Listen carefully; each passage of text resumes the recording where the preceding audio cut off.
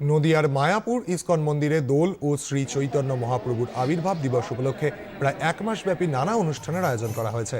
আজ সকাল থেকে মঙ্গল আরতি, নাম সংকীর্তন সহ বিশেষ পুজো পাঠ চলে। বিশ্বের বিভিন্ন প্রান্তের মানুষ যোগ দিয়েছেন মায়াপুরের এই অনুষ্ঠানে।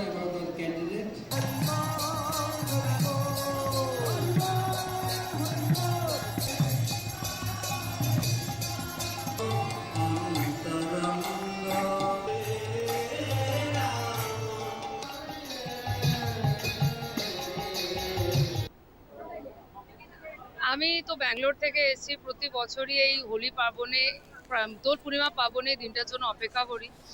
জায়গাটা প্রচন্ডই ভালো লাগছে, প্রচন্ড স্পিরিচুয়াল, আধ্যাত্মিক। দেখতেই পাচ্ছেন অনেক প্রচুর লোকজন এসেছে, অনেক ভালো। আমি সকালবেলা আরতিও দেখলাম। আশা করি আগের সময়টাও ভালোই কাটবে এখানে। আমি বাংলাদেশ কুমিল্লা থেকে এসেছি। এই দোল উৎসবে সারা বছর আসার জন্য অনেক অপেক্ষা করে থাকি। এই বাংলাদেশ থেকে এসে আমার এখানে খুব ভালো লাগছে। দোল উৎসবে এত ভক্ত, এত সুন্দর বৈষ্ণবদের দর্শন করে খুবই ভালো লাগছে।